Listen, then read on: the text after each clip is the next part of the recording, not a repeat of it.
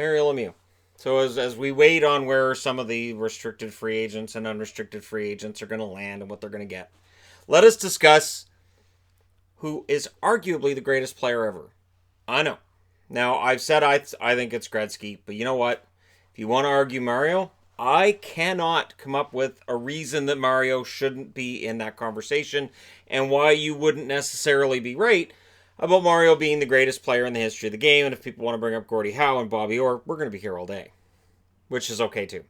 So at the time Mario gets drafted, they're in a crappy building, and Pittsburgh's really in the dumps. This is a team that they're talking about relocating. They went bankrupt. Everything is bad in Pittsburgh.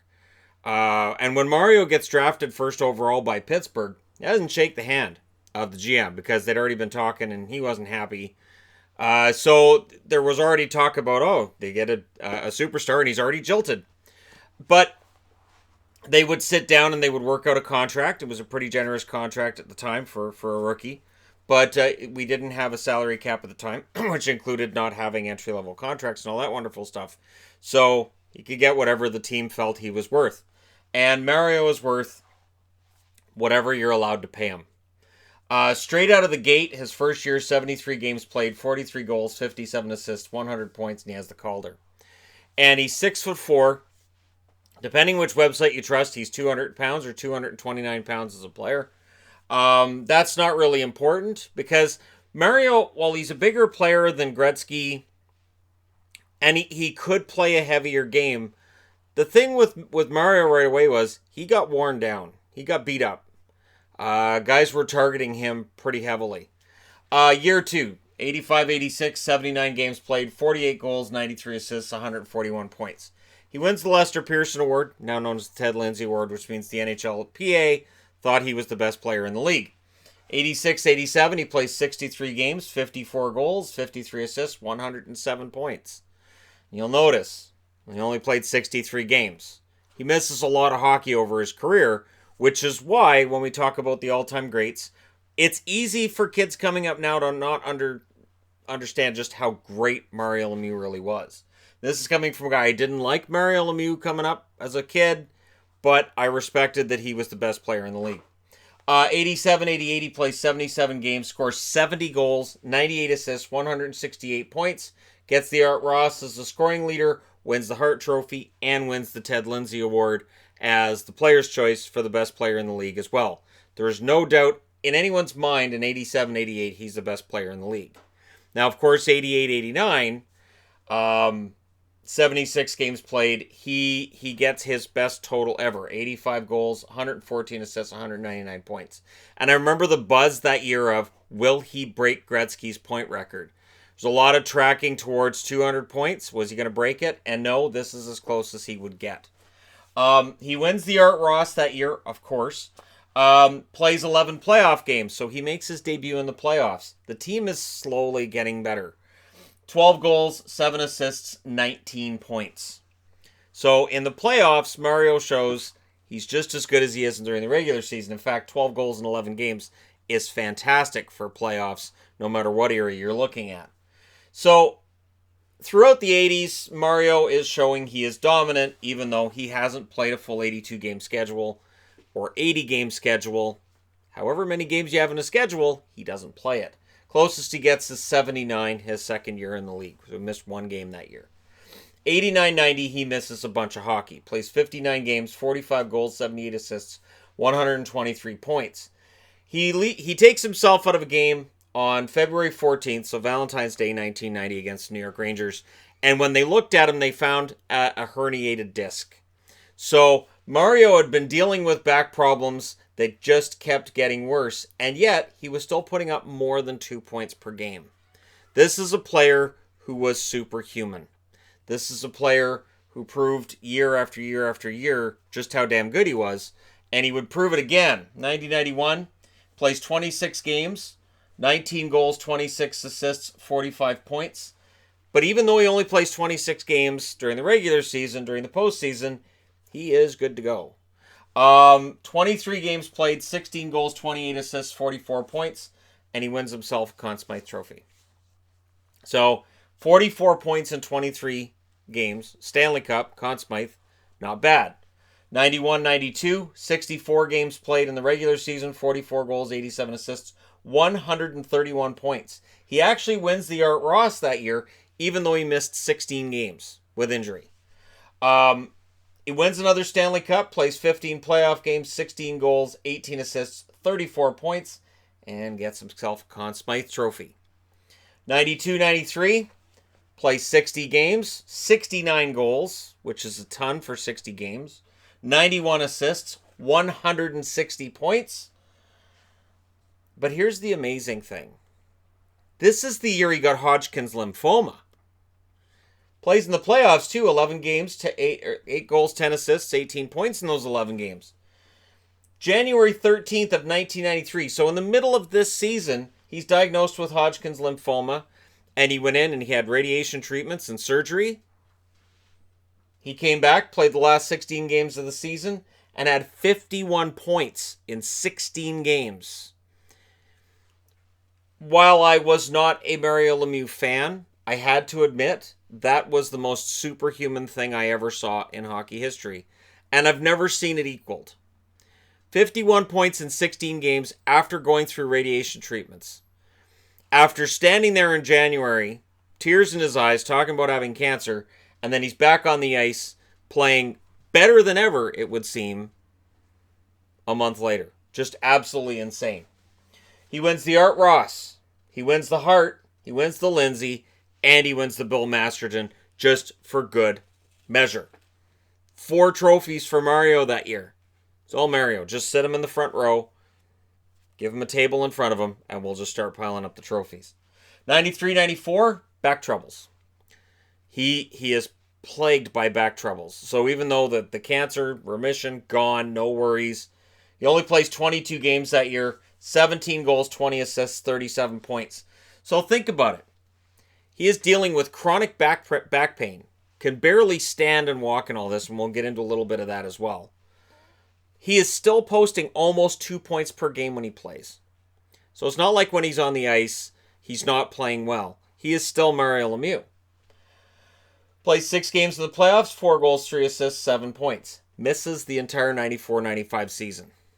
What a lot of people may not have known is that during flights, during a lot of these seasons when he's putting up all those points, he had to stand. Couldn't sit down. Could not sit on a plane flight due to back problems.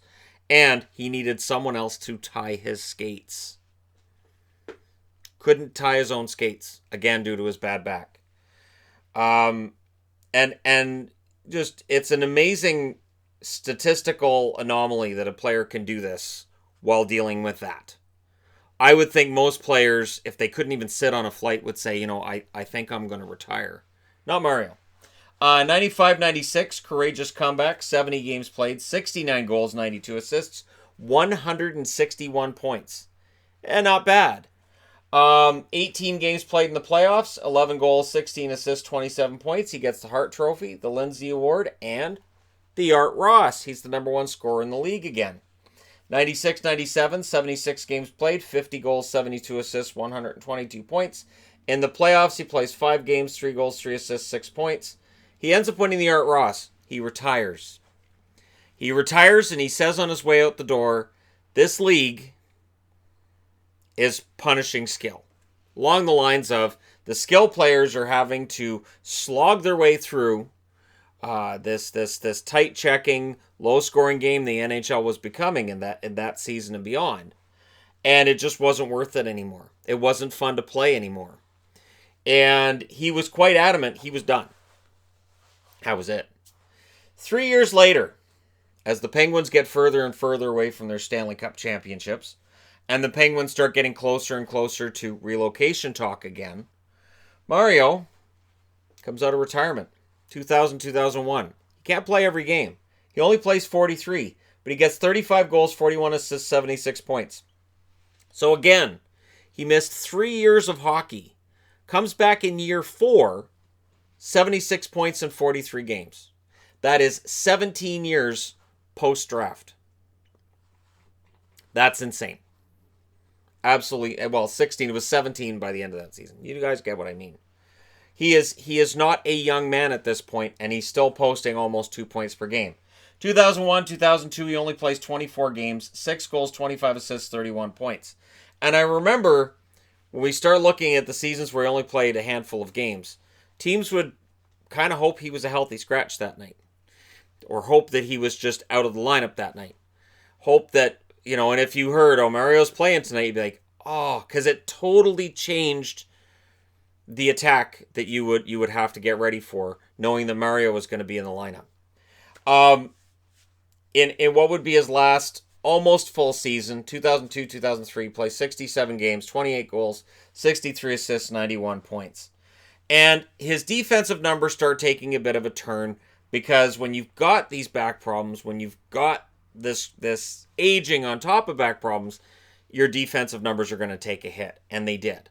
But he's still posting on a 100-point pace in 2003. Now, 03-04, the last year before the lockout, he only played 10 games, 1 goal, 8 assists, 9 points.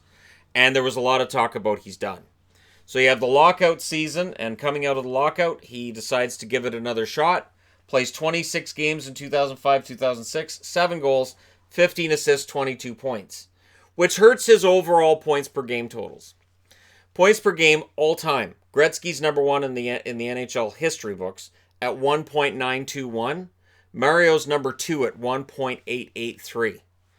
Mario Lemieux plays 915 games. He missed 513 games over his career. Between here and here, if he'd been healthy, he would have played an extra 513 games. Let's just say an extra 800 points. He would have finished with 2,500 points. And that's conservative. That's a conservative estimate compared to what he was actually scoring at. That 1.88, which was actually closer to 2 up until we get into this region here where he's older. If he played more games here, that number's closer to 2 points per game. It's higher than Gretzky. He ends up retiring with 690 goals, which is 10th on the all-time list. 1,033 assists, which is 12th. 1,728 points, which is 8th. Plays 107 playoff games, 76 goals, 96 assists, 172 points in the playoffs in his history. That's insane. Almost, when you look at it, 214 would be 2 points a game, so he's what, 1.75 points per game in the playoffs? Like, it's a ridiculous number. You look at this year's playoffs, your leading scorer has 23. April 2nd, 2008, the Pittsburgh Post-Gazette named him the best athlete in Pittsburgh sports history. He would become the owner of the Penguins, where he'd saved the team again. He has saved them from relocation probably 3 times. 2009, 2016, 2017, Stanley Cup rings for Mario as the owner. So he has 5 Stanley Cup rings, 2 as a player, 3 as an owner. He ended up being inducted into the Hall of Fame in 1997. So much like I mentioned with Guy Lafleur in a previous video, Mario plays after being inducted into the Hall of Fame. They didn't make him wait. There was no 3-year wait for Mario. It was just, Mario retired, you're in the Hall of Fame. There is no wait for Mario whatsoever. It is a rarity, but in Mario's case, completely agreed with that. No arguments whatsoever. And I don't know of anybody that could make a coherent argument as to why Mario shouldn't have gone into the Hall of Fame immediately. Bobby Orr himself has said Mario Lemieux was the most talented player he ever saw. Period. And that includes Gretzky. So again, if you're going to take the word of Bobby Orr, and I don't have any reason not to, Mario, the greatest player possibly in hockey history. Because Bobby Orr would have seen Gordie Howe. So, for me, personally, I would still have Gretzky at 1. I would have Lemieux at 2. But you can absolutely make an argument that Mario belongs at 1.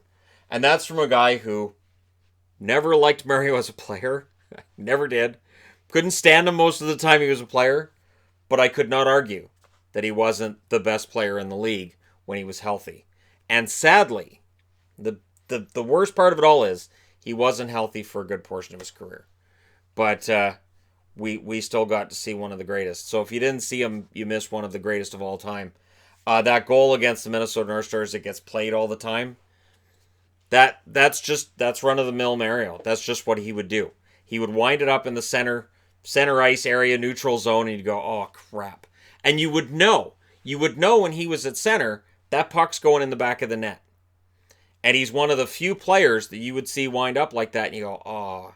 And the funny thing is, we can debate about whether Ovechkin's the greatest goal scorer of all time, or whether maybe it's one of the Hulls, whether it's Brett or whether it's Bobby, maybe it's Gordie Howe, maybe it's Gretzky. No.